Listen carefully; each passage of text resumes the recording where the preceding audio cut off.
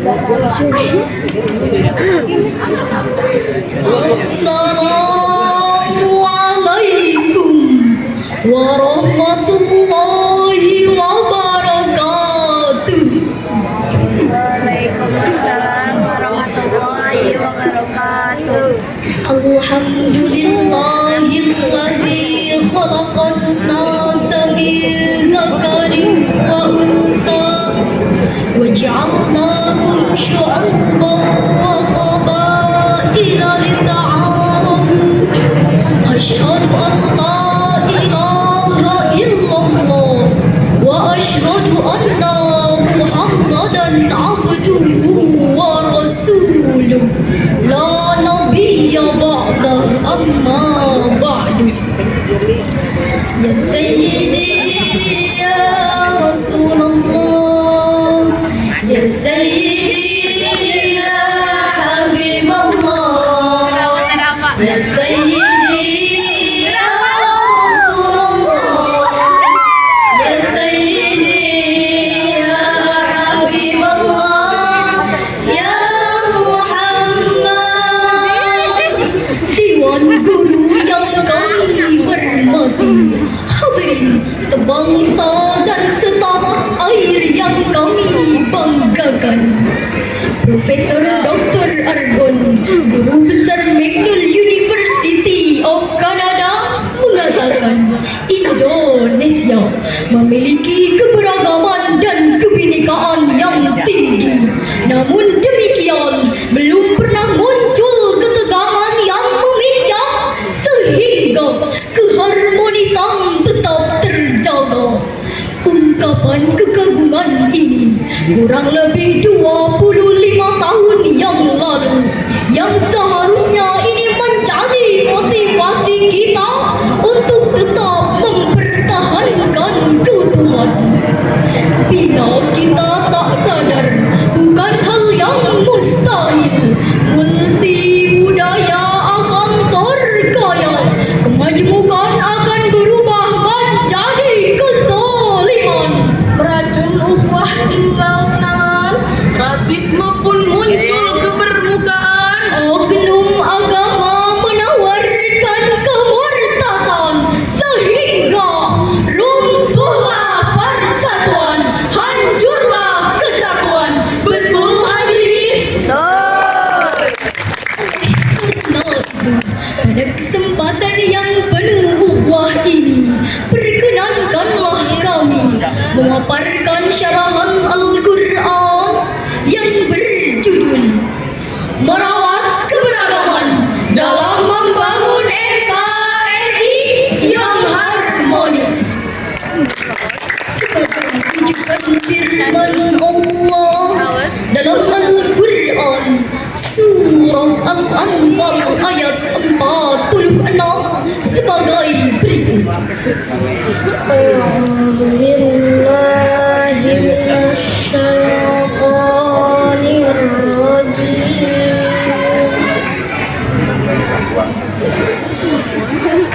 Bismillahirrahmanirrahim. Wa ati'ullaha wa rasulahu wa la tanaza'u wa tafshalu wa la tanaza'u wa tafshalu wa tadhhaba rihukum wasbiru innallaha ma'as sabirin. Shadaqallahul azim. Aku berlindung di bawah naungan Allah dari usikan syaitan yang terkutuk dengan menyebut asma Allah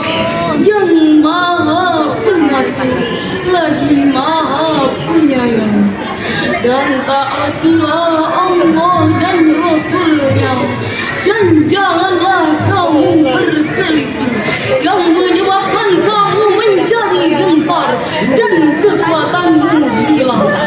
Dan bersabarlah, sungguh Allah beserta orang-orang yang sabar.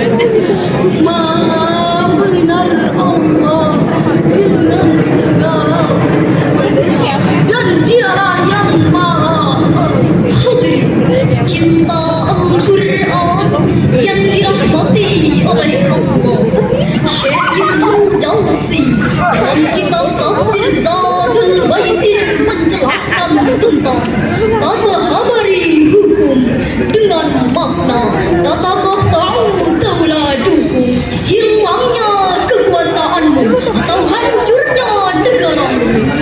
Pantas jika Imam Ali As-Safadi dalam Sofatun Tafasir Jilid 1 halaman 471 menjelaskan bahwa ayat ini merupakan landasan teologis yang sangat strategis untuk membangun ukhuwah wataniyah sebagai pilar-pilar persatuan dan kesatuan bangsa. Hadirin, Indonesia merupakan negara yang kaya akan keberagaman, kaya suku, kaya budaya, kaya bahasa, dan kaya agama. Keberagaman ini akan menjadikan Indonesia negeri yang gemah ripalan Cinawi jika dijaga dengan baik. Namun keberagaman ini akan menjadi sumber potensi konflik antar etnis, antar suku maupun antar agama jika kebijakan tidak disikapi dengan bijaksana dan tidak menutup kemungkinan mampu meruntuhkan falsafah negara Bhinneka Tunggal Ika. Saudaraku, masih ingatkah kita akan peristiwa rasisme di media sosial? Liputan6.com pada tahun 2021 hingga 2022 mengabarkan kasus antara Permadi Arya dan Natalius Pigai. Di dalam cuitan Twitter berisi hujatan yang menyebabkan peperangan dan kebencian yang menyakitkan. Tertuai rasisme walau hanya sebuah ketikan, tak hanya satu korban yang merasakan. Banyak penduduk Papua yang hancur mendengar berita rasis yang diterima, seakan mereka tiada berbeda, bahkan bukanlah yang menjadi manusia. Astagfirullahaladzim. Tentu hadirin, hal ini menjadi sebuah pelajaran besar. Keadilan harus ditegakkan. Mulut dan jari yang menjadi perwakilan kejahatan adalah tindakan serius yang harus segera ditiadakan. Nah, saudaraku, apakah kita rela bangsa kita yang besar, yang dibangun dengan susah payah oleh para pendahulu kita, dengan kucuran keringat, bahkan kucuran darah para syuhada, harus porak-poranda hanya demi kepentingan suatu kelompok, suku maupun golongan? Tentu tidak. Hadirin, pecinta Al-Quran yang dirahmati oleh Allah, Profesor Dr. Wahbah As-Suhaili dalam tafsirnya Al-Munir jilid 26 halaman 260 menjelaskan bahwa Allah menciptakan manusia dari bapa dan ibu yang satu, yaitu Adam dan Hawa. Maka tidak ada pengutamaan satu sama lainnya karena nasab, golongan maupun fisiknya, agar saling tolong-menolong dalam hal kebaikan dan ketakwaan.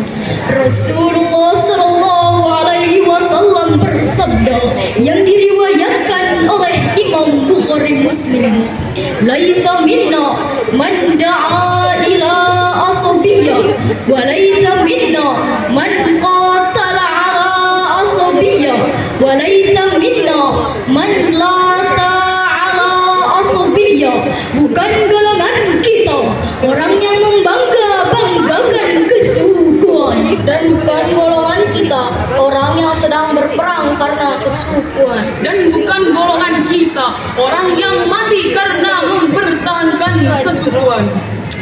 135 juta penduduk Indonesia, terdiri dari banyak suku bangsa, itulah Indonesia. Janganlah saling menghina satu suku bangsa dengan lainnya, karena kita satu bangsa dan satu bahasa Indonesia. Bhinneka Tunggal Ika lambang negara kita Indonesia. Walaupun bermacam-macam aliran, tetapi satu tujuan. 135 juta penduduk Indonesia, terdiri dari banyak suku bangsa, itulah Indonesia. Dari awal hingga akhir dapat kita tarik kesimpulan, keberagaman akan menjadi pendukung pembangunan NKRI apabila yang pertama, ukhuwah basyariah, Islamiyah dan wataniyah menjadi persatuan yang nyata. yang kedua, Hukum agama dan kemanusiaan dapat dijadikan pegangan hidup. dan yang ketiga, senantiasa bersyukur kepada Allah atas nikmat yang ada di bumi Nusantara. Syukron ala husni iman.